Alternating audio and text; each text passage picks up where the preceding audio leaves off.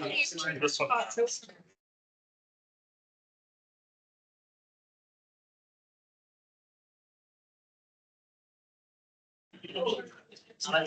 We are going to get started.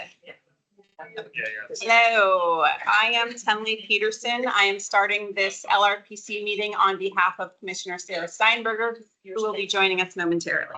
Welcome to the September 30th, 2025 LRPC meeting on 2847 Wilson Boulevard, Special GLUP Study. We will be holding a hybrid public meeting which enables remote electronic participation as legally authorized by the Code of Virginia per the Planning Commission's electronic meeting policy adopted on July 7th, 2022. Let's see. Members of the LRPC are participating both here in person and virtually through electronic means. This meeting is being recorded for our public records and will be posted on the Arlington County Commission meeting YouTube page. Avoid sharing any personal information that you would not like to be made public. At this time, I would like to orient everyone to our hybrid environment and cover a few specifics about how tonight's meeting will run.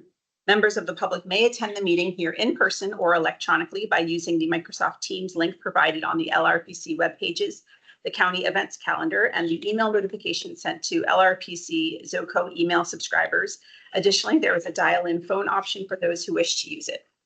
For our planning commissioners joining virtually, I think that's Commissioner Guevara. And is there anyone else? Looking at the list, that's it. Okay. So for Commissioner Guevara, if you lose internet connectivity during today's meeting, please reconnect with us by phone. And please keep your phones and devices muted until you are called upon to turn off sound to any other devices around you to minimize interference. For virtual attendees using Microsoft Teams, please turn off your video feed. I will address when it is appropriate to turn it on in a moment. Microsoft Teams meeting chat is active to serve two purposes. One is for safe participants and for participants to pose brief clarifying questions to the larger audience. While the clarifying questions will be monitored, they will not be formally acknowledged. Staff may address these comments as appropriate. The Teams chat should not be used for discussion or inappropriate statements. Those who are planning to provide public comment may do so at the end of the meeting, as the chat may not be used for that purpose. All public comments must be shared verbally for the record during the assigned public testimony period. I would like to remind everyone in the room to speak up slowly and clearly and point up to the microphone to allow virtual participants to hear you. So there's a few on the ceiling microphones. If commissioners participating virtually wish to be recognized to speak on an item during the course of the meeting, please turn your video feed on and raise your hand in Teams. Commissioner Steinberger, as well as staff, will monitor the video feeds. Unlike Planning Commission's regular meetings, the LRPC agenda items are not public hearings. Therefore, public comment is at the chair's discretion. I will call for speakers at the end of the meeting after the discussion has concluded. Members of the public attending virtually will speak first, followed by in-person attendees. The speaking time allotted will be depending on the number of speakers we have. In-person attendees, please add your name to the speaker list on the table. Where is that? This is the, okay, right over here, your public speaker. Virtual attendees, please indicate in the chat that you would like to provide comment and your name will be added to our list of speakers. Ms. Alfonso Ahmed will acknowledge your request in the Teams chat. When virtual attendees are called upon to speak, you must unmute yourself by clicking on the microphone icon that is located in your meeting command bar.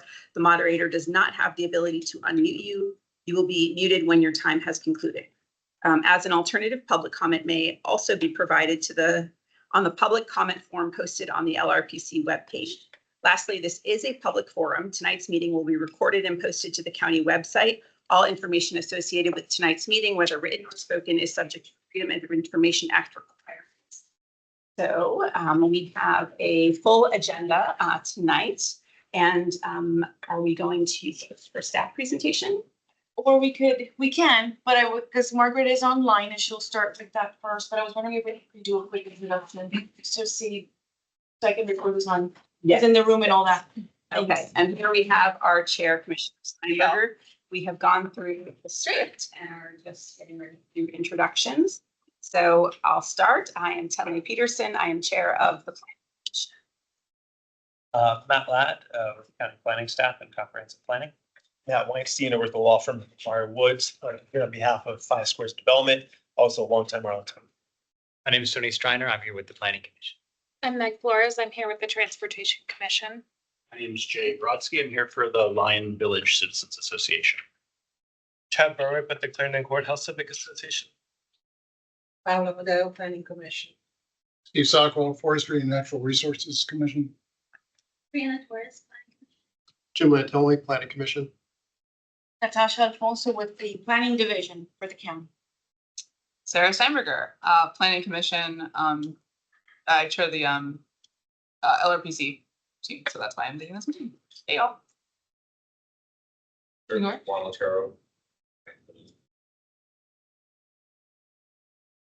Snyder, Lion Village, 2816 Franklin. Louis Tran, Lion Village, 2820. Julia Torrey, 1514 on Oakland Street. What's that? What do you think of that? Back here? Hi, Dana Small, Lion Village resident, property.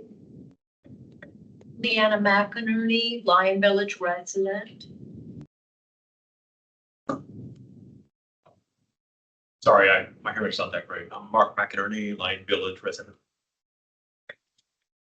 Michelle Bridges, 1503 Billboard. Like.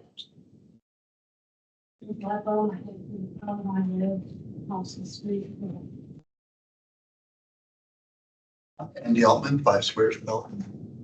Michael Abrams, 5 Squares. WDG Architecture.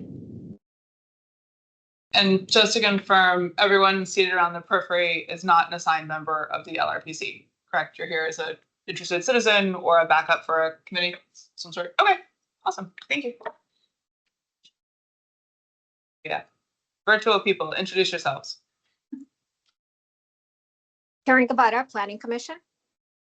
Thank you. Karen Surface with the Housing Commission. Margaret Rhodes, planning staff. Eric Goodman with the Pedestrian Advisory Committee, just listening in. Shelby. This is Mike. Go ahead, Shelby. Thank you. Shelby DuPont, interested citizen.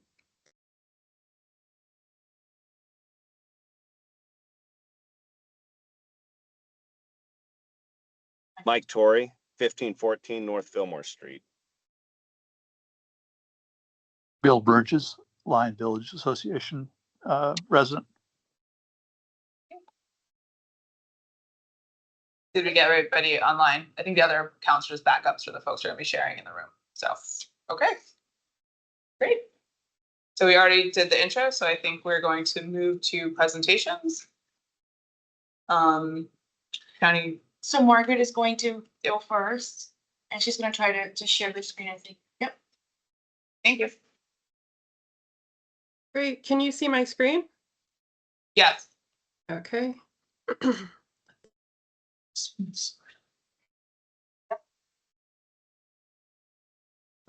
Is it showing as a full screen, Natasha? No, it's still All right. Not in presentation yet. Let's see. Can you see it now in full screen? Yep. Yes. Okay, great. I'm sorry I can't be there with you in person. However, I have a nasty cold that I did not want to share with you all. I'm going to move quickly through the presentation because I know we want to make sure that we have enough time for discussion. So here's the outline of what we're going to cover. We're going to provide an overview of the Special General Land Use Plan, or GLUP, study policy and process. We're going to look at the specific requested amendment. We're going to review the existing planning guidance and site conditions. Then we will turn it over to the applicant for a brief presentation. Then we'll come back and move through the staff analysis and preliminary findings, and then conclude with the LRPC discussion and next steps. For a brief overview of what a special GLUP study is, there is a sequence of public reviews. So the Tier 1 review really asks that question, is this worthy of study or not? And if so, through what process should it be studied? And then the tier 2 is a little bit more detailed, and that's looking at other guidance, the planning guidance, so the land use, density, zoning, etc. And the outcome would be a request to advertise a general land use plan amendment or not, and that would be accompanied with a study document with guidance for future site development. And then that following a special GLUP study, then there would be the site plan review process, which I'm sure many of you are familiar with. And that's where, in a more detailed way, a project is actually evaluated. So it's a focus on a specific project as opposed to the more high-level land use questions that are the focus of the special GLUP study. And so what we're doing here tonight, however, is kind of a combination tier 1 and tier 2 review for greater efficiency. And this is something that we pioneered with the last special GLUP study that we did, which was the 6045 Wilson special GLUP study. We have a number of stakeholders at the table, as you heard. So we have representatives from the Housing Commission, Transportation, Forestry and Natural Resources, the Historical Affairs and Landmark Review Board, Lion Village, and Clarendon Courthouse.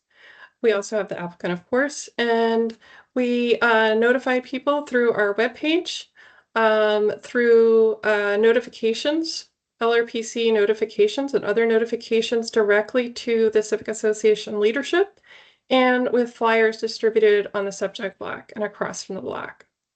We developed our review here with a mind towards equity. So the composition of the LRPC, the community engagement, the analysis, it's been crafted with an eye to equity, and it is purposely broad and inclusive. Here we can look more closely at the specific amendment. The site in question is the Thurgood Marshall site, which was formerly, or in most recent history, formerly the Ives Funeral Home, and then more recently the APS New Directions Alternative Program site. It's along it's on Wilson Boulevard at the intersection with North Fillmore Street. The GLUP amendment request is to expand the Clarendon Revitalization District to include the full site. Currently, only a portion of the site is included within the boundary. And to change the low residential portion of the site, which is the northern portion of the site, to service commercial so that the entire site is service commercial. This would allow for a future rezoning request from R6 and C3 to a C district for the whole site to enable development under the Unified Commercial Mixed Use Development Provisions, the UCMUD provisions per the Clarendon Sector Plan. The applicant is looking at a proposal to redevelop the site with a 4-story residential building with some ground floor retail and underground parking. The site, as I mentioned, is located on the northeast corner of Wilson Boulevard and North Fillmore Street. It is adjacent to the Lion Village neighborhood and the Clarendon Courthouse neighborhood. The block includes one additional commercial building, the Citibank Barry's building, and 7 single detached dwellings, and you can see them here in the aerial photo. It's located between the Clarendon and Courthouse metro stations and is on an arterial served by several Metrobus and ArtBus lines. The site is small, it's less than an acre. It is currently occupied by the 2-story building that we just saw, which was originally built in 1920 as a chapel, and then underwent a number of significant alterations for later use as a store, and then in more recent history, the funeral home and then the school building. It's not recommended for preservation in the Clarendon Sector Plan or on the Historic Resources Inventory, known as the HRI. It currently has a large surface parking lot, and it has an estimated 32% tree canopy cover with multiple species. It's a flat site.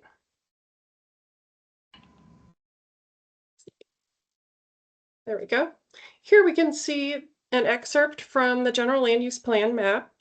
You can see the site here outlined in the blue dashed line.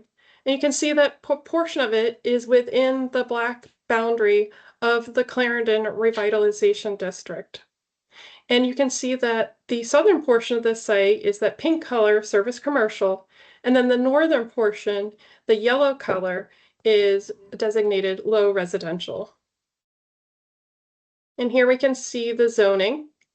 So again, it's has two different designations. So the C3 on the southern portion of the site with the R6 on the northern portion. There are several use permits for parking as a transitional use dating back to 1958 and 1976 for that northern portion of the site to allow that surface parking. The Clarendon sector plan calls for infill development on this site with a maximum height of 45 feet and a base density of 1.5 FAR floor area ratio, with a 25-foot setback from abutting R lots. Rear stepbacks are recommended, and there are two different approaches here. So one is if there are 3 stories, can go in 40 feet, there isn't a need for stepbacks. However, if there is a desire to pursue the maximum height of 4 stories of 45 feet, there would need to be 25-foot deep setbacks at both the 25-foot level and the 35-foot level. The Clarendon sector plan calls for a mix of uses on the site, residential, commercial, hotel, or mixed use with retail frontage. The sector plan calls for a maximum density on this site of 1.5 FAR, and additional density can be approved by the county board. The maximum height, as we mentioned, is 45 feet. And there could be an additional floor permitted within that maximum height limit. So there can be no modifications to the maximum height limit. This site is located on the edge of the National Register of Historic Places Lyon Village Historic District, and it is adjacent to buildings designated for preservation. So you can see those designated for full preservation in the orange, and you can see those designated for frontage preservation in the blue. This site, however, is not designated for preservation. The Unified Commercial Mixed-Use District is a zoning tool that was established in 2003, and it enables residential development in service commercial zoning districts with county board use permit approval. And specific provisions were developed for both the Green Valley area and for the Clarendon area within the revitalization district. And applications are evaluated by the UCMUD Review Committee, which is very similar to the Site Plan Review Committee, or SPRC, that many of you may be familiar with. The Clarendon UCMUD applies to sites at the edges of Clarendon with service commercial zoning and C service commercial GLUP designations and C zoning. And these are sites planned for lower heights. So in this area, we're looking at a 45-foot maximum height recommended in the plan. It requires ground floor retail in alignment with multiple sector plan guidelines. And again, there's the 1.5 FAR density. And the county board is able to modify some of the zoning standards, but they're not able to modify building height. So the maximum is the 45 feet. In terms of planning guidance for this area, in addition to the Clarendon sector plan, we can look to the general land use plan. The area is located within the Clarendon Revitalization District. It's planned for service commercial and low residential. We can look to the Affordable Housing Master Plan, which calls for a diverse and inclusive community with market rate and affordable housing. We can look to the Forestry and Natural Resources Plan, which establishes biophilic design and conservation and tree canopy goals. And we can look to the Stormwater Master Plan. And this site is not located in an area with FEMA floodplains or ramp flood inundation areas. The Master Transportation Plan gives us some guidance here. So Wilson Boulevard is a type A arterial, and North Fillmore Street is a neighborhood local street. With regards to historic preservation, 2847 is ranked notable. However, it's not located, it's not being called for preservation in either the Clarendon sector plan or on the historic resources inventory. It is located here. You can see next to several important historic buildings. So, you know, as we move forward, thinking about context is going to be important. Trees and tree canopy. As I mentioned, the site currently has 32% canopy coverage. The sector plan calls for a minimum of 15% canopy coverage, and the Metropolitan Washington Council of Governments calls for 30% canopy for sites such as this. Most of the existing vegetation is on the north side of the brick wall surrounding the parking lot, and there's also some significant canopy coverage along North Fillmore and Wilson Boulevard. Lyon Village Neighborhood Plan is something that was prepared by the community, not by staff, back in 1978. And there are several recommendations that are applicable to this area. The plan mentions the need and the desire to preserve Clarendon Village and its Lyon Village and its characteristics. There were concerns mentioned about traffic, parking, street lighting, crime, parks and beautification. And there was an acknowledgement that it's important to maintain that clear demarcation between the commercial and residential zones along Wilson Boulevard, and that buffering is very important, as are trees. The Clarendon Courthouse neighborhood similarly prepared a neighborhood plan. This one was originally written in 1988 and updated more recently in 2007. Similarly, they're calling for the conservation of the commercial and residential character of the Clarendon neighborhood. And the importance of making sure that the character of the area is important, both the commercial area and the small businesses and the character therein, and maintaining urban village characteristics such as short blocks, mixed-use development, human scale buildings, parks and plazas, usable sidewalks, and maintenance of aged buildings. Now I'm going to turn it over to the applicant for a brief presentation.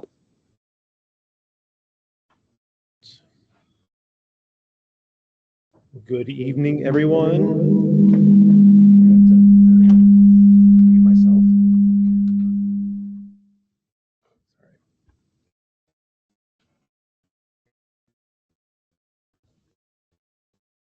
There's that. Everyone hear me? No echo? Yeah. All right, great. Share my screen. Get going. Wouldn't be a presentation unless someone did something like that. All right. Go to hybrid.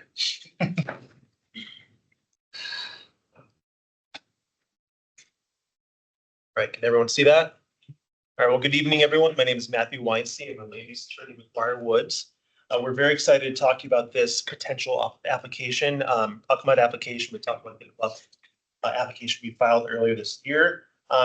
Very excited to see all the neighbors here tonight. We met with your executive committee back in May 21st and gave them a heads up when we filed the end of June. So we very much look forward to starting the conversation again tonight. And just to give you a little bit of background on who Five Squares Development is, we have Andy Altman and Michael Abrams from Five Squares here tonight. Andy was the former planning director in Washington, D.C. and the deputy mayor in Philadelphia in charge of planning, and also helped plan the London Olympics back in 2012, I believe it was. And Michael's the former head of Folger Pratt, which is a major regional developer. So they hope run Five Squares, which is a pretty small shop, but it's very sophisticated work. Here are three examples: 2 in DC and 1 in Maryland. See very high quality architecture, very sensitive to open space and landscaping, and also so this would be. I don't think it shows. Yeah. Okay. I'm just going to do it this way then. All right. Can everyone see that now? No. No. Try. Should I stop sharing? Share. Yeah. I think you're frozen.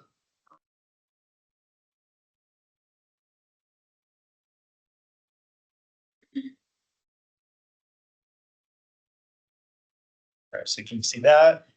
If I advance, will that advance as well? Yes. All right, so I'm going to stick here. Okay. Yeah, I don't know if everyone will see it though. here in the room because it's kind of small. Did we Try to all reshare share it. it? I think Yeah. we You have handouts? Yeah, okay. Paper copies. I can try. Try doing it one more Yeah. time. Let's see if that fixed the issue. All right, There you go. there you go. There you go. Okay, so starting over again. So here are 3 recent examples for projects with 5 squares.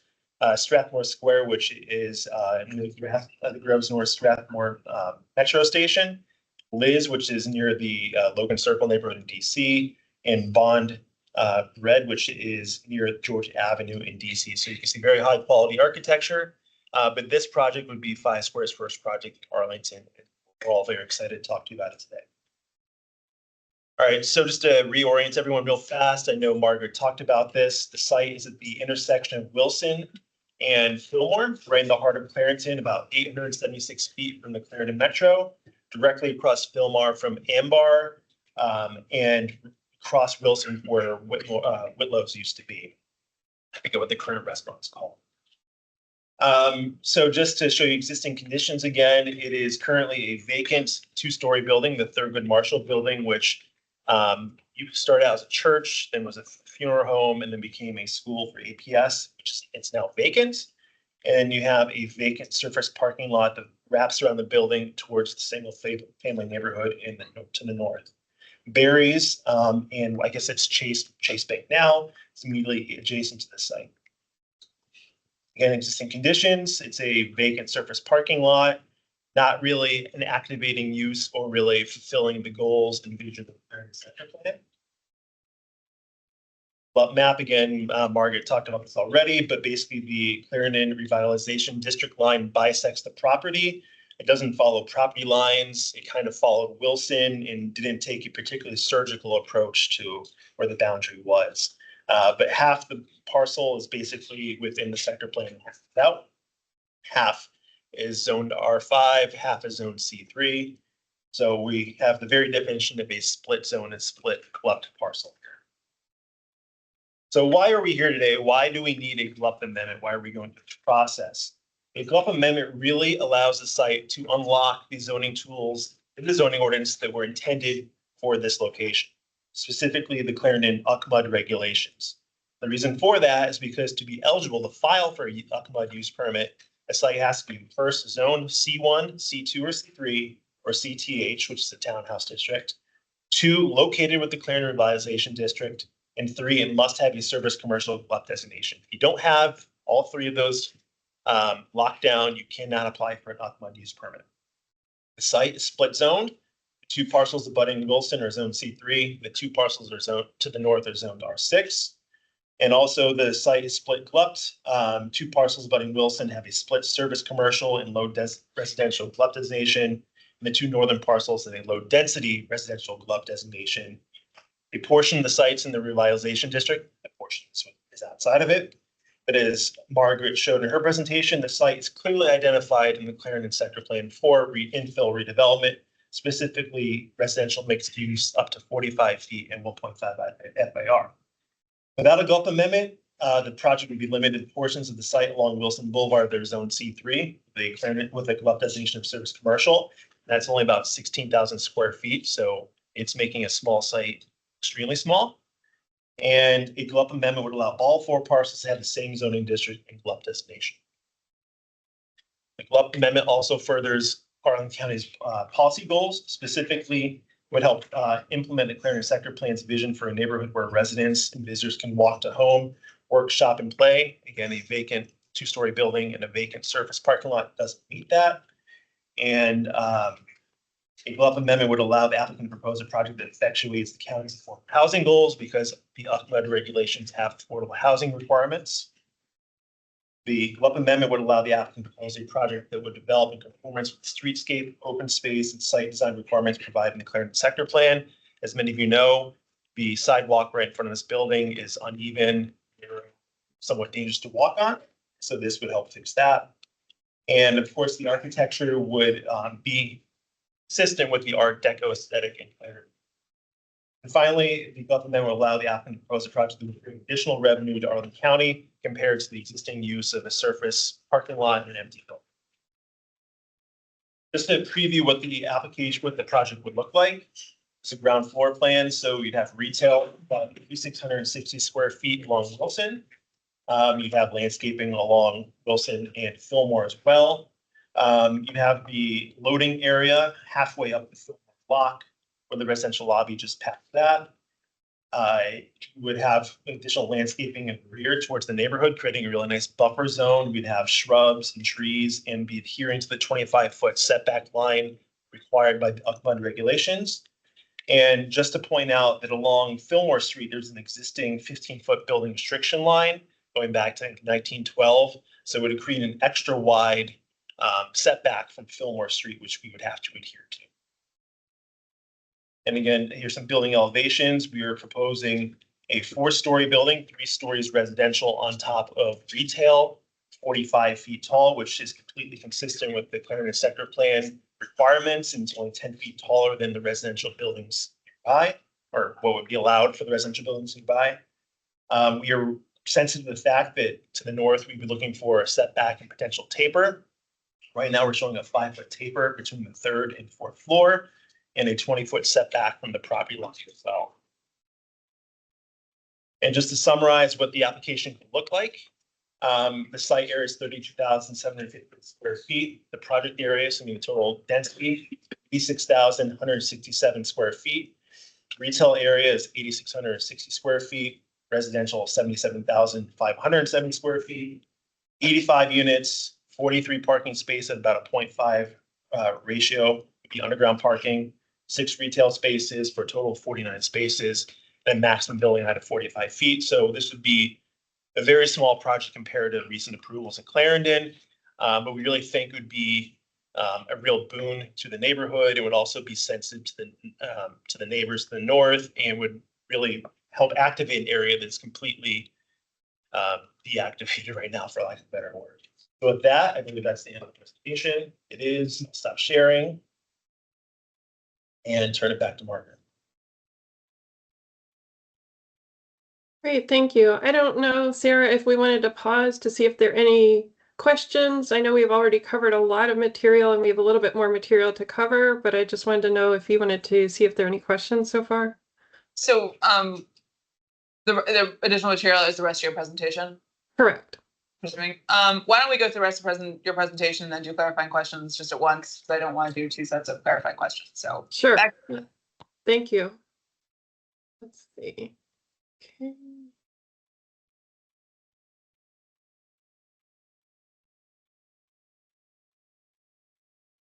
Okay.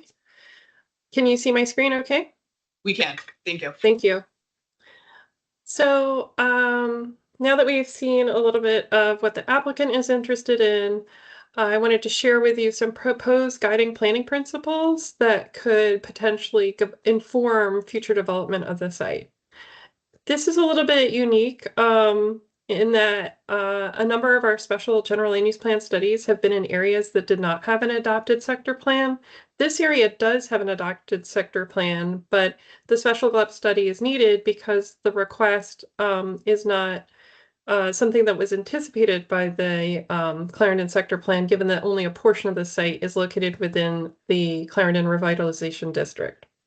So the guiding planning principles here, and we can discuss these after the presentation concludes, but the idea is to really apply the recommendations and guidelines of the Clarendon sector plan, and then to apply the specific UCMUD regulations to the site. And then we need to acknowledge that the county board has the discretion to allow for a certain amount of flexibility. Again, not in terms of building height, but in some of these other areas. And then we wanted to acknowledge the importance of the existing tree canopy and the landscape spaces, particularly on the north edge, and the importance of buffering that area. Here are some of the 3D modeling assumptions that we have. Next, we're going to walk through some preliminary massing scenarios that illustrate the options under the Clarendon UCMUD zoning standards. It's important to note that these are not intended to convey staff's recommendations, but rather to show one of the many ways in which this site could redevelop. and to be a point of departure for our discussion.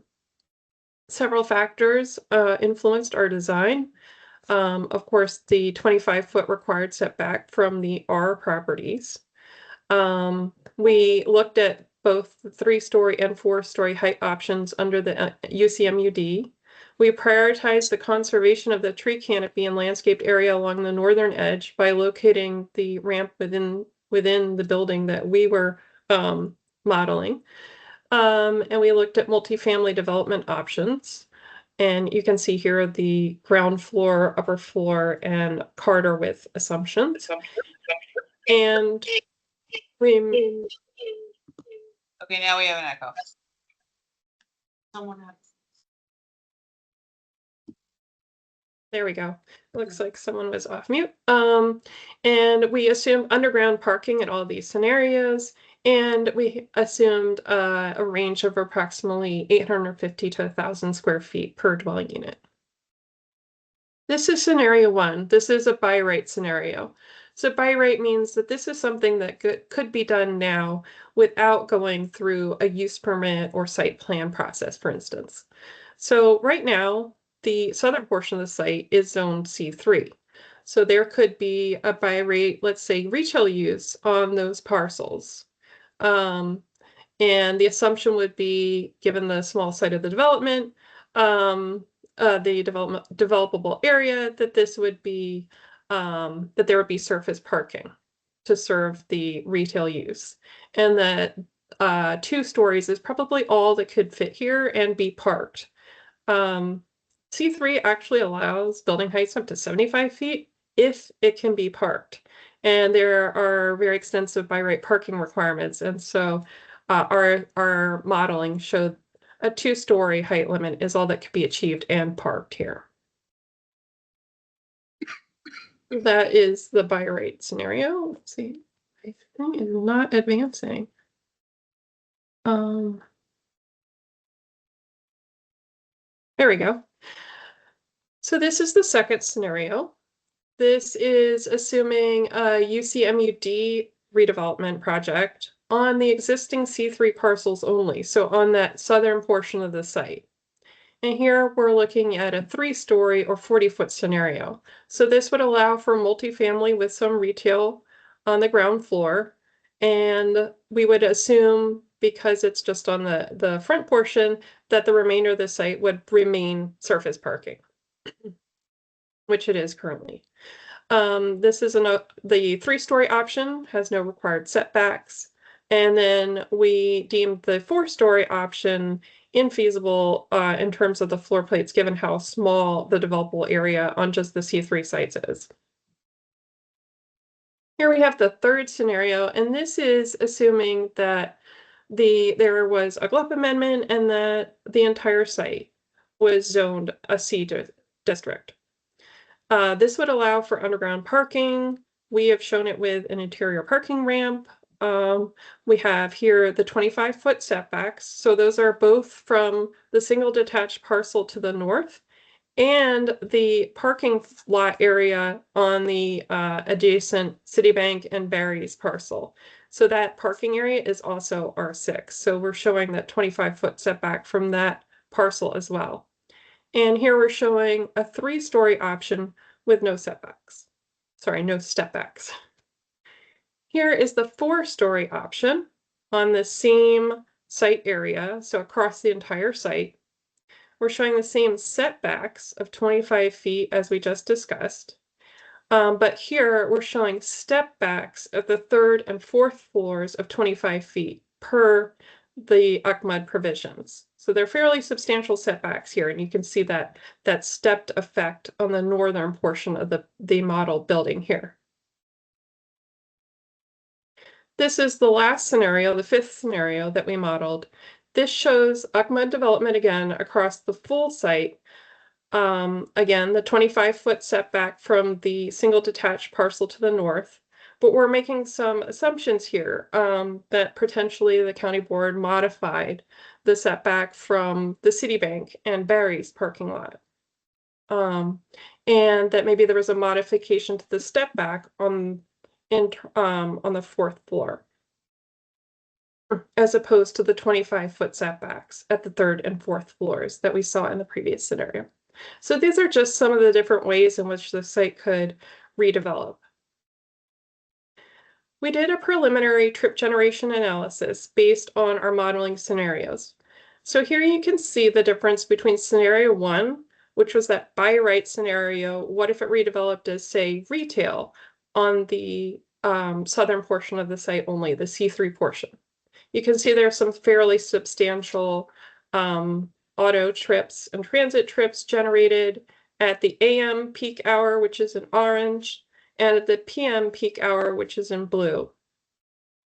And then we did the same trip generation analysis for scenario 5, which was the Ahmad option across the full site. And you can see here that there are generally lower auto and transit trips at both the AM and the PM peak hours, not getting over 20. And this was analysis that staff did. And of course, if a general land use plan amendment is supported here and an Ahmad application is filed, there would need to be a more in-depth analysis of what is proposed, and that would be discussed in any future Ahmad review process. We also looked at the Arlington Public School, or APS, student generation. And so based on scenario 5, which had the greatest number of units, 85 units approximately, our APS colleagues estimated that the development could generate a total of 8 to 13 students at the following grade levels. So elementary, 3 to 7, middle school, approximately 2, and high school, approximately 3 to 4 students.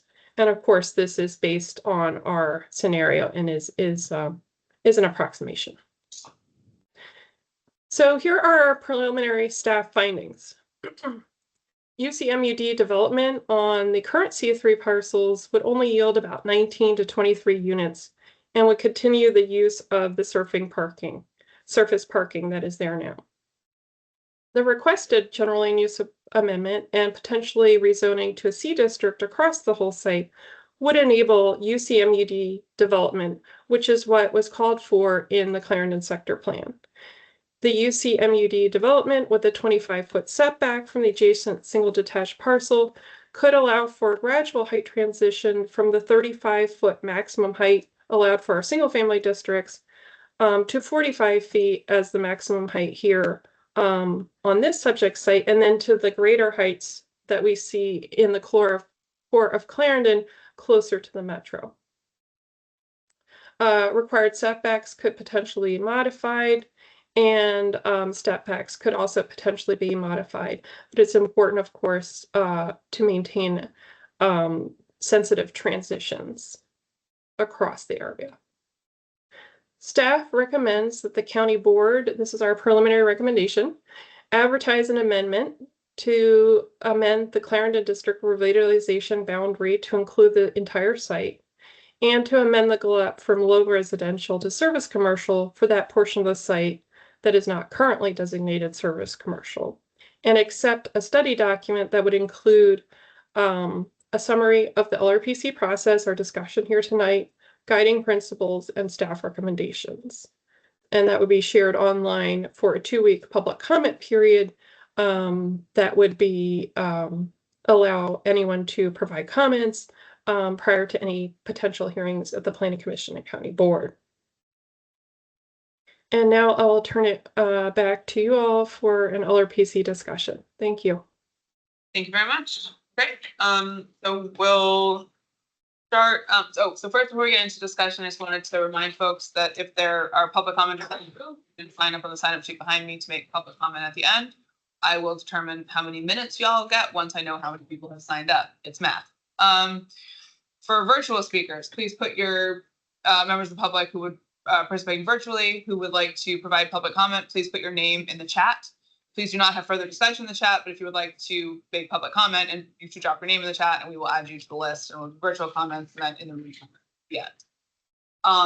Thank you. So I want to give a few minutes to jump to clarifying questions amongst the LRPC members. So those are questions like, hey, I didn't understand, or can you please go to slide 25 to show me such and such. These are not substantive discussion-based questions or opinion questions. These are clarifying questions. Once we have addressed clarifying questions, or if there are no clarifying questions, then we will move to substantive discussion and you can give opinions. Great, thank you. Jim, first. Okay, Yes. clarifying question. This is about the by right option or possibility. Does that, if parking determines how much can go on there? Does that include the existing surface lot, which is under a use permit and zoned for R6? Or do they get to keep that parking as an option for servicing that building?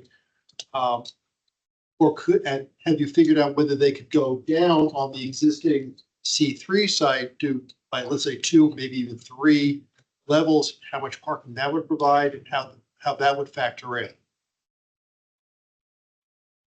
I can answer this, and I can, Natasha or Matt Ladd also feel free to jump in. Natasha actually did our modeling for us. Given how small the C3 only portion of that site is, it would be, I would assume, financially infeasible to provide underground parking. And does that mean that if under C3 by right, do they continue to use those use permit lots in the R6 zone? Yes, and there might need to be a renewal or adjustment to the use permit, but the use permits for the surface parking have been in effect since, I believe, 1958. Okay.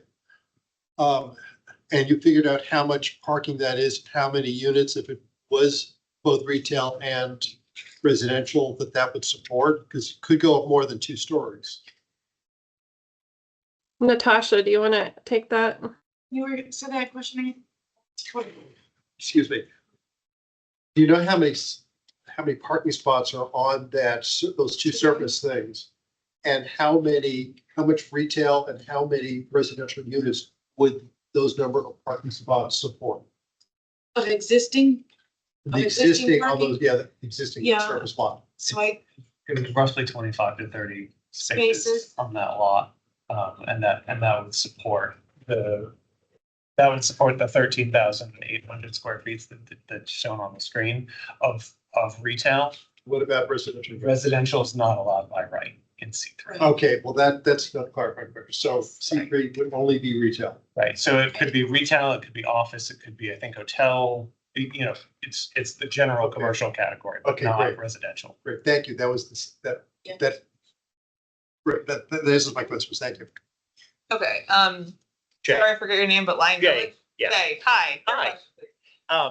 I actually have several, but I don't know if you want them all or As long as they're clarifying questions, are. you can do it one at a time and you have the floor. Sure, thanks. So those use permits on the parking, isn't it true that the transitional use permit on a residential lot only lasts for 3 years if you don't use it? So would they still be active? Because no one's been parking there since at least 22 and the school moved out. So those use permits were, as Margaret mentioned, approved in the 1950s and the 1970s, and they were they don't expire. You know, typically today when a use permit comes through, it might be approved for a period of 1, 3, 5 years. But at the time they were approved, there was nothing like that. So even though it says right now that transitional use is only for 3 years, that wouldn't apply to these use permits? I think we'd have to look into that. Okay. This might be a grandfathered in. Yeah. It's been going on for a while for sure. On page 24, you said that Fillmore Street has 2 travel lanes. Can you show us on the map where those 2 lanes are? Because for half of this parcel, there's 1 travel lane, as far as I can tell. Yes, and that might be correct in this area, yes. Okay. There is room for parking on both sides and a travel lane. Where? On Fillmore. Adjacent to the C3 portion of the parcel, right? But not adjacent to the R6? I don't believe the width of the road changes there. It does It does. Oh, okay, substantially. It's not. okay. Thank you. And then on page 38, when you have that transportation plan that your staff, the estimates, I guess you put together for the two different models, does that incorporate the current travel on that street or just the new travel that would be added to the street? That would be if the the site redeveloped under here we go, under these scenarios, what would the trip generation be from this site? Okay, so it doesn't include the 200 trips and during the peak hour that their transportation engineer measured in June? This would be what would be generated from this site. And this is just fairly preliminary, and it's just meant to give an idea of what would the different levels of trip generation be and the different modes at the different peaks from this site. Excuse me, based on these two different scenarios. There would need to be a much more fulsome analysis if anything was to move forward, of course. Okay, I got you. And then the last thing was just a bit of confusion. The UCMUD section that talks about this property says that the maximum height can be 3 stories or 40 feet, unless there's setbacks, in which case the maximum height can be 45 feet, but it doesn't say 4 stories. So how are we getting that interpretation that we could build a 4-story building if we had the setbacks? Sorry, so it's either 40 feet and 3 stories or 45 feet and 4 stories are the two UCMUD options for Clarendon. The UCMUD doesn't say anything about 4 stories though. In 10.2.5? There's a maximum height in the height map. For the Clarendon Revitalization District, which is 45 feet for this site. And that height map also includes a number of stories. That number of stories can be increased by the county board, in exchange for extraordinary community benefits, such as affordable housing. Right. Okay, so that would have to go to the board to get to the 4 stories. Well, an UCMUD would have to be approved by the board regardless. An UCMUD is it's a county board approval. Oh, okay. Yeah, that's why we're here. And then it goes to county board. Sure. But the specific language about this block in the UCMUD says a maximum of 3 floors and 40 feet in height, provided, however, that a portion of the building may be constructed up to 45 feet if stepbacks of 25 feet each are provided at the 25 and 35 feet height limits. But it doesn't say anything about 4 stories. It just always says 3 stories. So that's my question. But if you're saying that can go back to the county board to modify the UCMUD. I think having a setback at the 35-foot height level implies that there's 4th story. Well, I think the language that you just quoted is that the board can modify the number of stories anyway. Right. So the 45 is the threshold. They can go in and say up to 4 or 3 or 4, yeah. Are those all your clarifying questions? I guess the only last one is on the drawing from the Briarwoods or the developer, it shows the driveway in the 25-foot setback, but in the staff presentation, it shows the driveway outside of the 25-foot setback. Which one The reverse. needs? It's really the reverse. So the applicant's presentation or their proposal showed the driveway into the garage within the setback on the north side. Yeah. Staff's presentation is, and I think Margaret mentioned it, is that we recommend that the ramp or the driveway into the parking be internalized. Okay, but their drawing is allowable. It's the setback is to the building, not to the driveway. That's correct. Okay, thank you. This is a more general question about like when we're doing sector plans or revitalization districts, why do we cut parcels in half? This is, I think, the second time this month where we're kind of having a similar discussion. No, well, why do we not follow like more natural boundaries? So why does the follow more natural boundaries? Lot boundaries. Okay, based on the revitalization district is based on the GLUP. The GLUP was hand drawn initially. And on a, map, from me to Natasha, that is the entire county. Right, and so it wasn't following parcel lines, it was hand drawn, and then as, we've had computer graphics, it's been digitized, but those lines didn't necessarily move, they're still where they were hand drawn many decades ago, and the Clarendon Revitalization District line is generally, followed those lines, it's parallel to Wilson Boulevard, rather than following parcel lines or rather than following zone lines. I view that as a policy discussion, why we don't do a thing. That's why I don't view that as a clarifying question. But I'm glad we got an answer. Do you have other questions? Okay. We clarified it. Yes, sir. So they talked about delivering flyers to the nearby residents. What is the policy? Sorry if this is a policy clarifying question, but I was wondering, like, how far do you go, and does it include renter units that might be nearby? Because I really don't know, and no one's ever asked that. So this is something we just did as an sort of an extra way to do outreach. There's no requirement for special GLUP studies, to do flyers. This is something that we did. So we went around to all the properties on the subject block, and then the parcels directly adjacent and directly across from the subject site.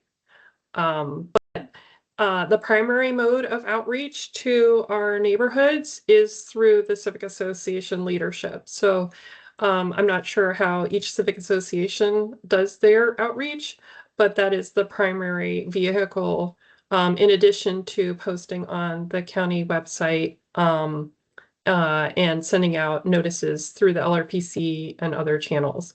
Thank you. Thank you.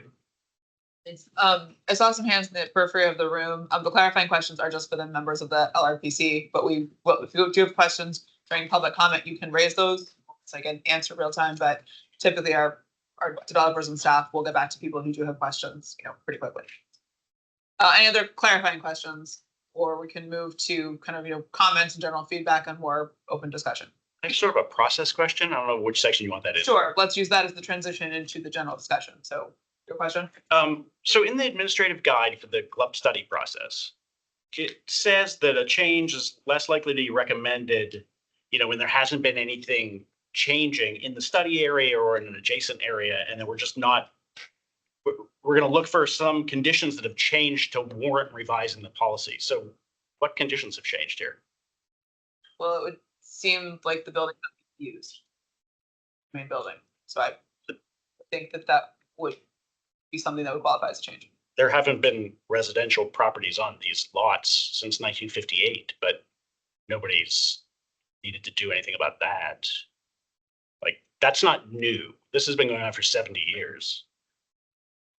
The main building, I believe, or one of the main parcels here, I believe, is that used to be the school building is now not used at all. Correct. Correct? Right. So I do think that's a change. Yeah, a vacancy is that has changed. Well, that's a change in the, I guess my question is that's a change in the C3 property. What? And they want to redevelop the C3 property, which is fantastic, but I don't understand, why do we need to change the club now? Why do we need to do anything with those residential properties? They've been residential forever and ever. Well, the plan is still for them to be residential in a mixed use development. So I don't understand your question. There are 2 R6 parcels. Nothing has changed about them. There are 2 C3 parcels. Nothing's changed about them. The only change here is that the property owner Well, I think the proposal here has decided because just the one C3 property would not be sufficient to justify the development that is desired. So that is what is driving the overall. Oh, okay. So it's their desire that's driving this, not some community. The county did not come forward and say, we'd really like to have a GLUP here. Oh, Margaret, I think you're actually raising your hand for doing a little icon, but I will follow it. I'd also like to say that the administrative guide lists a number of different things that we look at that, things that we evaluate when we're looking at evaluating a special general land use plan, a study, and, whether we should study that, evaluate that special GLUP study application or not. And so that's just one of several lenses that we use. And then I think here, the applicant had submitted their request. We wanted to review we need to review their request, their application. And the Clarendon sector plan is calling for redevelopment of this site. And so we wanted to look at redevelopment of the site. It's within the revitalization district, the southern portion, and it's calling for redevelopment up to 45 feet in the sector plan and up to 1.5 FAR.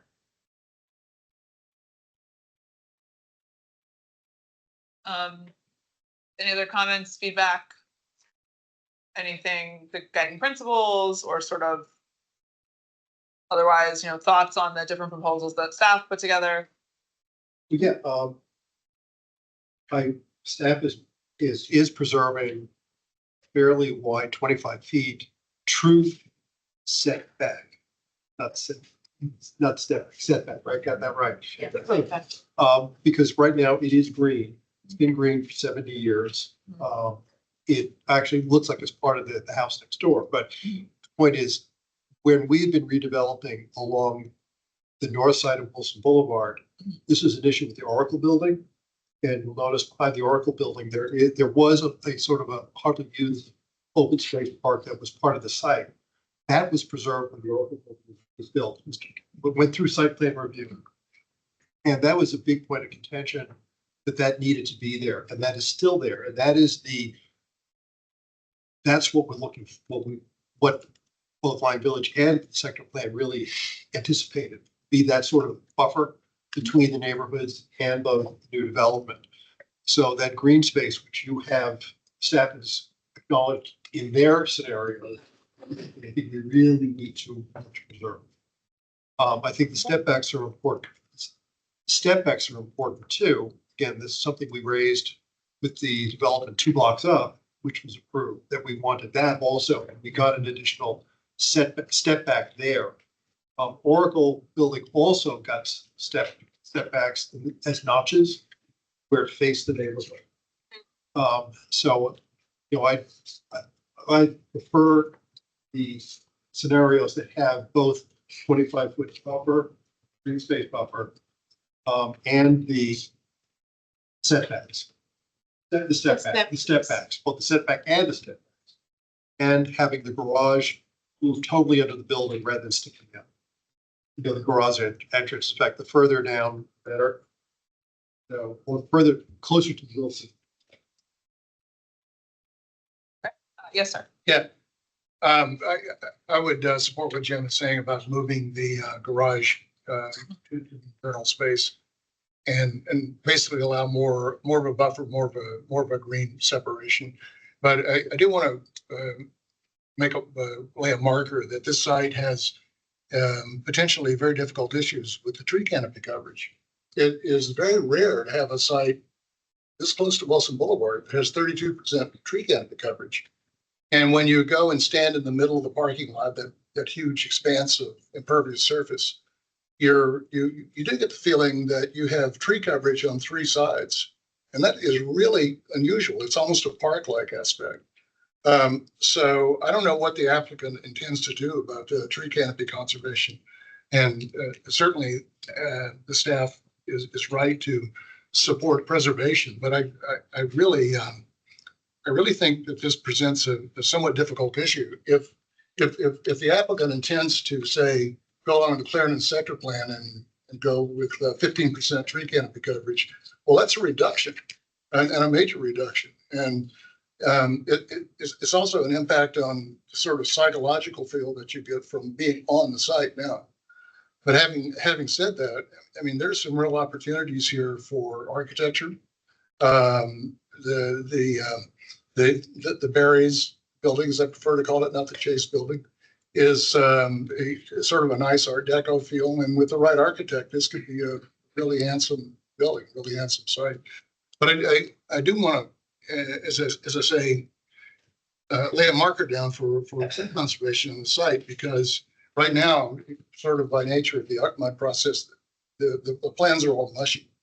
And I think that landscaping and tree canopy conservation is going to be extremely important on the site. Thank you. Yes, then here. Okay, so first off, I want to associate myself with Commissioner Lantelmi on the on moving the driveway underneath the footprint of the building. It just makes a lot of sense. And then on terms of the process with the visualization and of that, I think providing several options in these sort of LRPC, SPRC scenarios allows us to provide more feedback on what different version we like best. So I wanted to give you praise for that, because I really like that approach. Thank you. I want to ask a clarifying question and then. That's allowed. I don't like substantive questions during the clarifying part, but clarifying questions during the substantive part is allowed. In PA 4.0, section A-A. I want to know if the house that's shown as a graphic next to the building, if that's what's already there, or if that's what's allowed if you were to do a residential unit there. Yeah, it's what's there. This is this thing. Yeah. Okay. Is it actually 2 stories? I can't recall now. I think that's what you were asking. Oh, yeah, it seems like it's 35 feet, which is, I believe, what's allowed. Yeah, that's Most houses that are That house older. is Yeah. not that tall. It's not 2 stories. It's a little bit, you know? Yeah. Yeah, it really doesn't. 45 feet. It's the same. Yeah, It looks like appears to be 45 feet, which seems tall. It's not. Yeah, it's I walk all the time. It's not. Yeah. So then, okay. Yeah, update. I was going to suggest that if this visual is going forward, we'd like an updated visual that better aligns the house. Good question. To what's around it. Yeah. Or say this was allowed, this is what would be allowed by right for a for an R6 house. 45 feet isn't what's allowed, right? No. 35 feet. Right. And this depicts 45 feet because it's the same height as the building. It does seem to be the same height as the building. The building's 35 feet though, at that point. That house is really 30. Just saying how big the building is. I can't speak to the house. No, It shows It shows it's 45 feet at that it's aligned to the 45 feet. feet marker. Okay. 45 feet. Yeah, We didn't measure it yet. Yeah. So okay. we measured on Google and it's this. So I guess my comment would be. Yeah, cross check that. Right. No, you're good. My comment would be, before coming, I went around on Google and just to see what the size of the buildings around were. And across the street, there's a 2-story building, which looks like it's historic and is going to stay, and it's not going to get redeveloped, I'm assuming, to anything bigger. And then the residential houses are not new houses, they're existing up and a little lot. So I'm a little bit concerned of the shadow that this building is gonna have on those houses and properties. 25 feet, I know is what it is of what you can do, but I would recommend you set back from the sideline, because it seems like it's really close, even if you go to 35 feet and then offset 25 and then go, I'm a little bit worried about what will happen to those homes around there. Shadow studies. Yeah. So, and that's, I guess, a question that I would have for staff is, at what point would we be looking at shadow studies? Is that now for the LRPC, or that would be at the site plan stage? Should we get there? That's my mistake. Sorry. No, down the line. I mean, eventually. Is it now or down the line? It doesn't go to SPRC. Never mind. Okay, so then we want shadow studies at a time that makes sense. At the UCMUD. Yes. Great. I was looking for. Thank you. Okay, I think she's taking notes. I wrote that down. Thank you. Yes. So one of the things we're concerned about is that the transportation on the street. So the transportation engineer who came out and measured the traffic said there's 200 trips a day at the peak hour. Their proposal said 50 more trips from the building. The staff proposal said 27 or whatever I was trying to read. But the master transportation plan says that this is a yield street with a maximum volume of 1,200 trips a day. So we're way over that for this street. So how how do we take that into account? Is this the phase where we talk about transportation? And, are we gonna have to rebuild all of Fillmore from Wilson to Franklin? And then it's a yield street from Franklin to Key, and it's a yield street from Key to Highland. Do we need to plan on expanding the entire 3 blocks into 2 lanes of traffic? The transportation is something that, would need to be looked at in greater depth moving forward, but there would be no plans to redevelop the street here. Given the proximity to the 2 metro stations, it's just 0.2 miles to the Clarendon metro station and 0.4 to the courthouse metro station.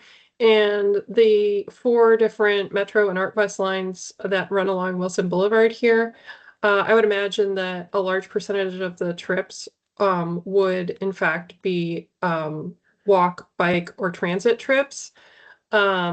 And so, we modeled the worst, the most dense scenario in our trip generation analysis.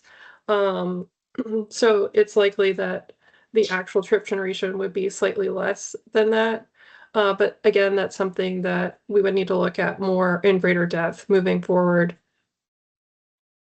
On the transportation, could we actually have a better feel for that street? Because there's parking only on one side of the street. Once it narrows. Right. It does Yeah. narrow. Yeah, it narrows. After the Ambar parking. Or at the Ambar parking lot. But it's only parking on one side of the street all the way to Highland. So 2 cars do I drive all the time, so I know I'm always passing somebody coming the other direction. But so we should probably get the dimensions of that street, all the way from Highland to Wilson, and how that works and how it operates. It still is true that this UCMUD proposal would produce less car traffic than By the right. by right option. And can we also know do we know what the funeral home generated, and do we know what the APS use generated? There were very few cars parked there when APS was using it, but there were teachers who were using the lot. So if we could know what is being done, get some history on it for the use, what the difference is, what the delta is. I see staff taking a note on that, so I think that's happening. Yes, ma'am, and then Tony. I'm still trying to understand, because we're just trying to understand if it's okay to propose this. We don't have a design really. We're designing the building right now. And so then, because it almost doesn't matter who's going to design it. The question is that something we want to allow in general? Is that part of UCMUD? Is that part of the development, that corridor, the traffic analysis? I mean, that area has a lot of traffic anyway. So I'm trying to figure out if we're conflating 2 things or if we need to keep one proposal separate from the design.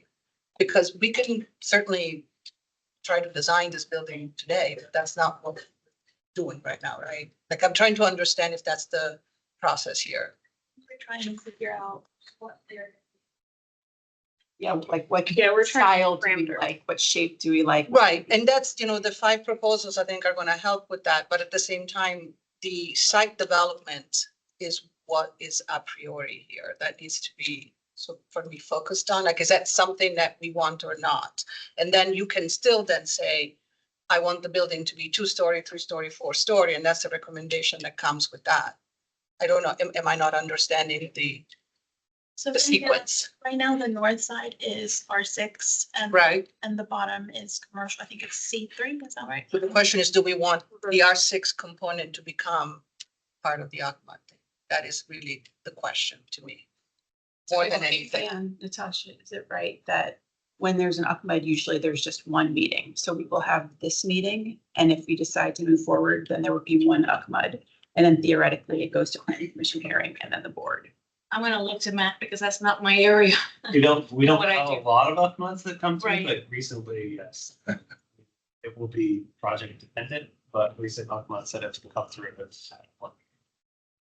I think it'll.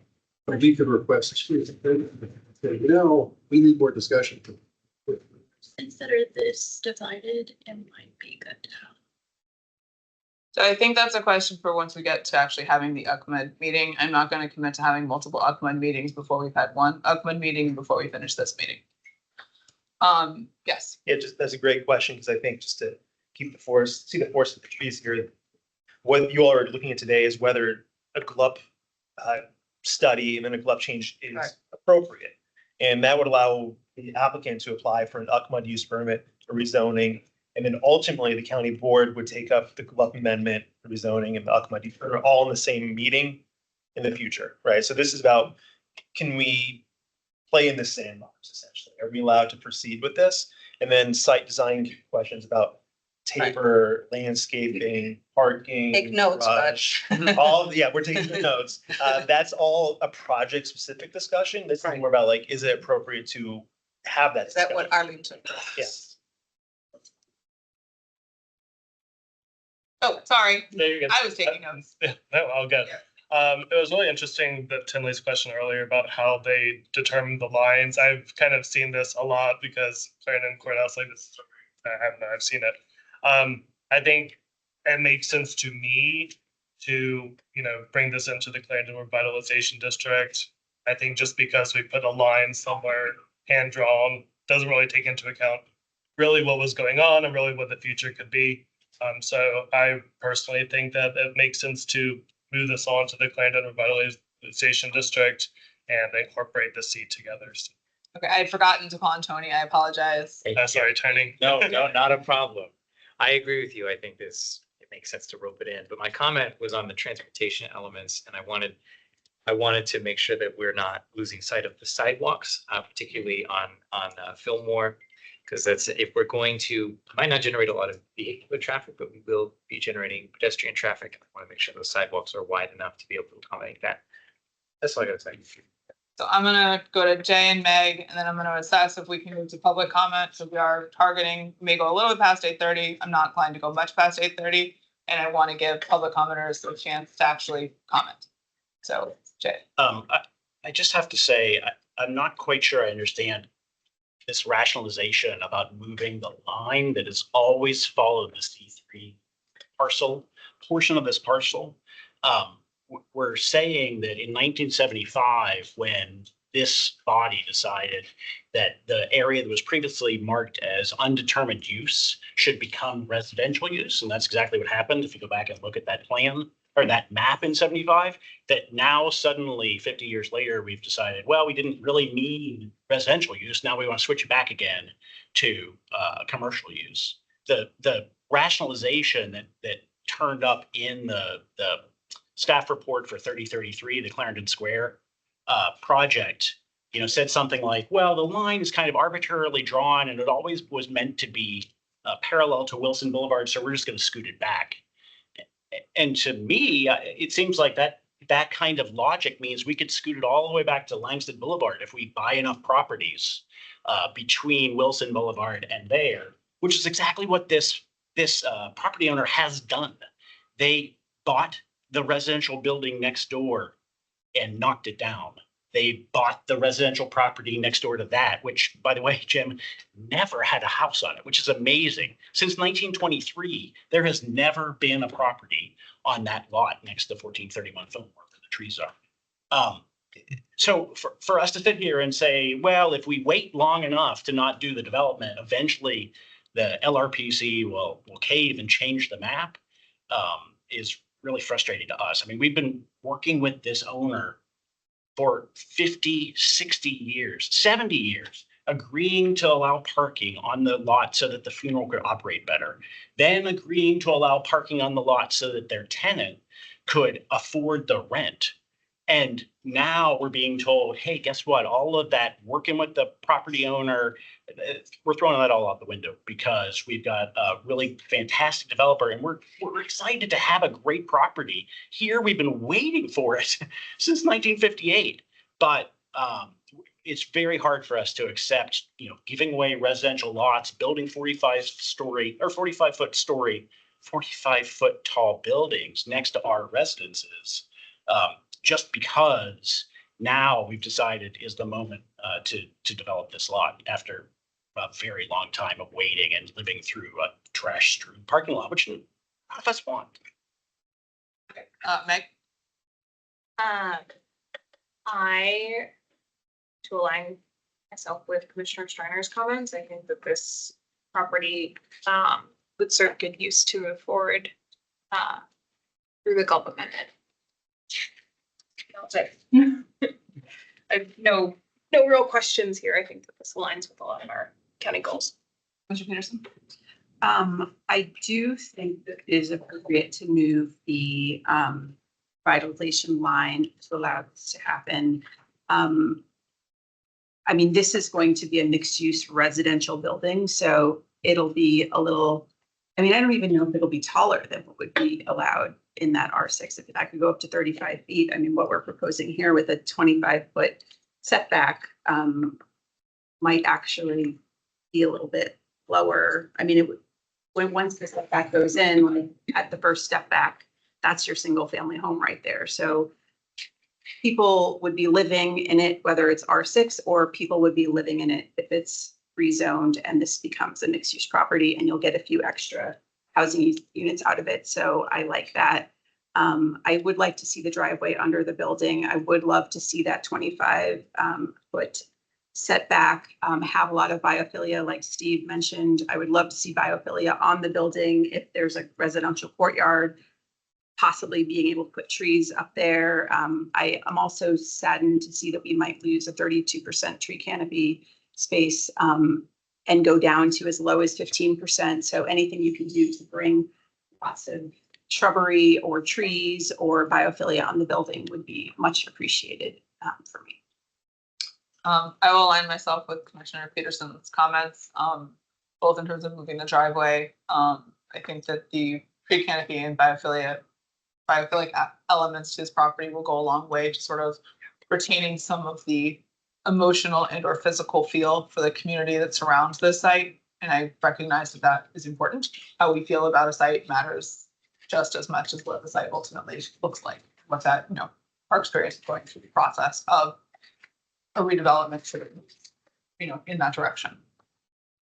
These are going to be the last kind of clarifying thoughts from the table, and then we're going to go to public comments. If anyone has a last final thought. Just one comment. If anybody wants another example of decent step backs and buffer, look at the Zozo Flats further down Fillmore Street in Lion Park. I don't know, is it your neighborhood actually, the Zozo Flats? Yeah, I don't know what the setbacks look like exactly, but yes, it's in my neighborhood. Yeah. Any other final thoughts from the table? Commissioner Steiner? Something you mentioned earlier with the architectural design and working in the historical elements of it, I think that's something that should be looked at, because obviously there are other buildings adjacent to it that have the historical elements. This, if this goes forward, is not going to stay, but I think preserving that kind of aesthetic and trying to fit in the neighborhood that's there right now, I think is a good thing. Like was being mentioned, of keeping the feel of the community that's already there. Any other final thoughts on the table? Okay, then let's start with our virtual speakers. We're going to, okay, I'm feeling generous. We're going to go to 8:35, but everyone's going to get 2 minutes public speaking. So our virtual speaker, sorry, one more time. Bill Bridges. Bill Bridges, the floor is yours, virtually, so to speak. Yeah, so 2 comments. One, I'd like the developer to consider only occupying one of the 2 R6 lots and potentially preserving the canopy on the second R6 lot, because we're sort of taking as a fait accompli that this is an all or nothing on both of the lots behind it. And so that's one comment. The second comment is, I understand that the sector plan and the GLUP and all these documents are somewhat, overlapping and misguided because they're drawn at different times, and that's fine. I don't think we'll solve this with paperwork. But in talking about the real world implications of this, a second entrance on Fillmore on what is already a crowded, effectively 1-lane street is very tough to swallow. And so moving the, whatever curb cut we have into the building as far south towards Wilson as possible, to me, makes total sense. And the only other thing I would offer is that we have a known problem at the corner of Franklin and Fillmore. It's just plain and simple, a terrible intersection. Stop signs are too far back, intersection is way too wide, et cetera, et cetera. And from the number of shrieking horns and near accidents we see there, I would encourage the county to consider a more wholesome view or holistic view that incorporates what the hell we're going to do about that intersection, because adding another 50 or 60 near misses to that a day is craziness in my mind. Thank you. So in the room, who signed up first? I have it, sorry. No, Sorry. I have it on my paper. Yeah. So Dana Small? Hi. Hi. So I really did appreciate seeing the county's different drawings. And I liked that much better because they showed a full setback. I mean, I live right across just 3 houses in. I live in a historic home. I've invested a lot in it. I really love old things. I really love the architecture of Clarendon. I appreciate all the planning work that has gone into the built environment around us, from the urban to the urban village. That's why I came there. And I've been waiting for this to be redeveloped. That's great. Nobody likes living next to a surface lot. I'm fine with seeing a surface lot go. But it was really disheartening to see that my neighbors would be looking into a parking deck when right now we're seeing 30% tree coverage, and they're mature trees. I'm not going to be around long enough to see 15% coverage, new trees grow into something. So that was really sad to see.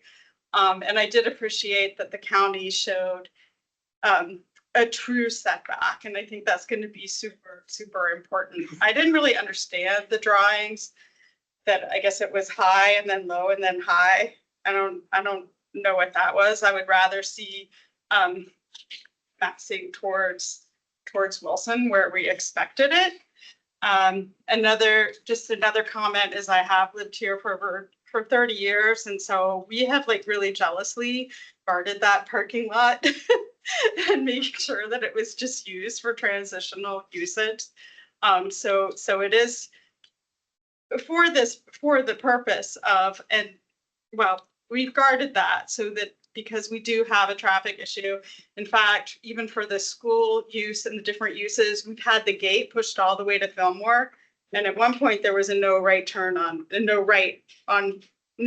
out of that parking lot. So then to see all of a sudden there's a loading dock and a parking deck that's pushed back. And I guess it was just missed that the street narrows there. It's only because we're underparked. Okay, sorry. Thank you very much. Okay. Sorry. No, I appreciate that. Who's next? Leanna McInerney. Hi, I have a couple questions that really sort of, we're talking about changing some fundamentals. And I'm wondering whether we really need the retail. Because as things are changing, we have vacancies in retail around the area. And I'm wondering if there could be consideration of not having the retail. And secondly, if we have the retail, is it going to be only hotel or office? Or could it actually be a restaurant? Because we don't need more noise from restaurants. That's it. Okay, thank you. I think those comments have been heard by staff and the applicant and can be addressed. So thank you. You're ahead of not my timer. Julia Torrey and Mike. Oh, sorry, Julia and Mike Torrey. I put his down, but I'm gonna talk. Okay. I'd like to align myself with Bill Bridges' comments. I live catty corner from the Bridges on the corner of Franklin and Fillmore. The traffic is horrendous. More than 40 households signed a petition for a four-way stop. We didn't get it. I was riding my bicycle up Fillmore Street today, going up to Pershing. I had a pickup truck right behind me. I pulled over as soon as I could in front of the parked cars. He then had to stop at the red light, and of course, I pulled up right by him. But the traffic is a disaster on that street. It's dangerous for pedestrians, it's dangerous for bicyclists. So that's one thing.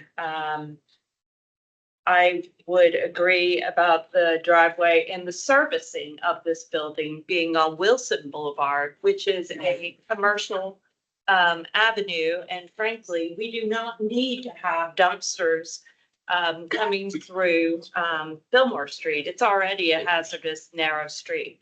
And then finally, I'd like to conclude on the biophilia, which I love that word. Thank you.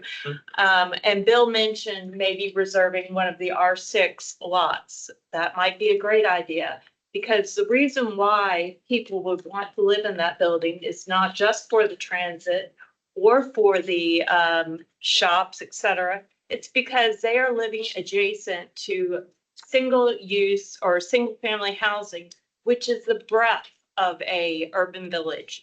We are the overflow zone for everybody who lives in family units. We plant our yards. It's a place to walk your dog. It's a place to point out airplanes to your children, or, you know, take a stroll. But it was certainly used during COVID. So I really encourage.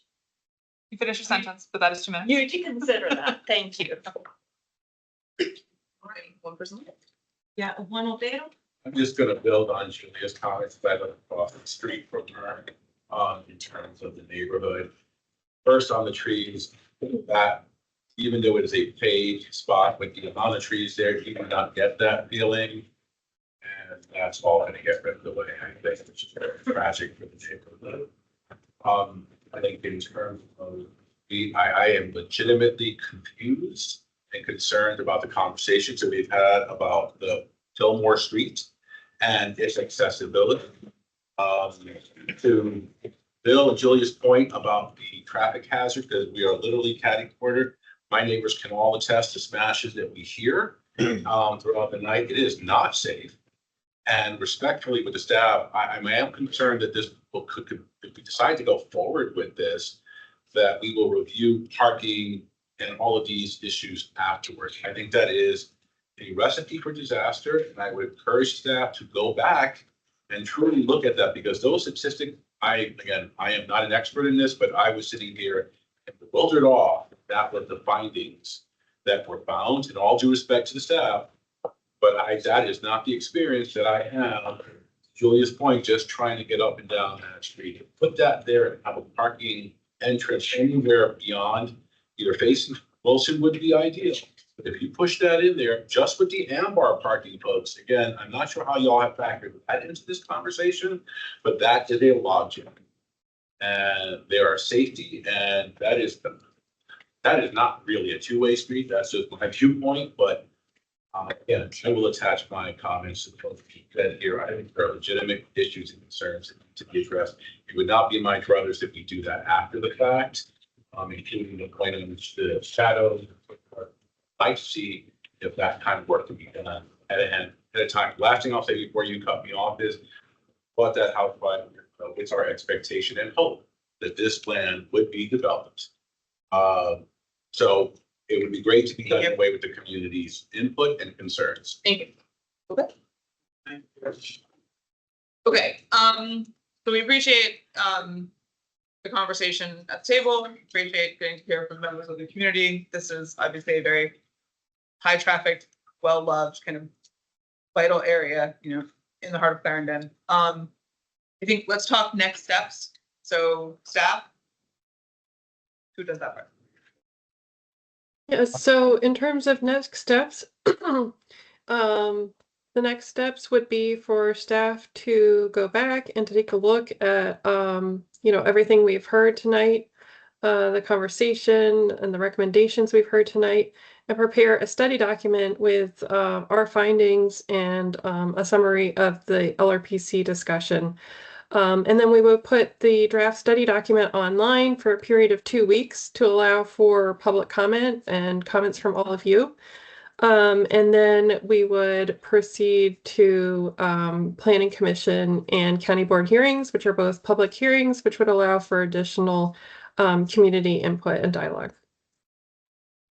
And is there a time frame for when this might go into virtual land feedback? We're still working on that, but that would probably be in the, I would imagine, October, November timeframe that we would have something that we would put online. Okay. So the earliest it seems like this would then come to Planning Commission would be December, potentially January. Like, that or further out. most likely, we'd need to discuss internally, but probably potentially in the December timeframe. November, December timeframe. Okay, I think it's helpful for community members to have a sense of what you just laid out as it aligns to a calendar. So just like an amorphous sum of locations out there. And just for clarity, once something comes to Planning Commission, it would typically go to the county board, their next session after that. Planning Commission meets generally the first week of the month, and then county board would have their hearing usually the second Saturday. Is that right? Second Saturday, go with that. We'll go with the second. Check the county board list. Yeah. Sure, also that. Okay. Thank you. We are adjourned. Thank everyone for your time this evening, and for the next one. Thank you. Bye. Thank you, Margaret.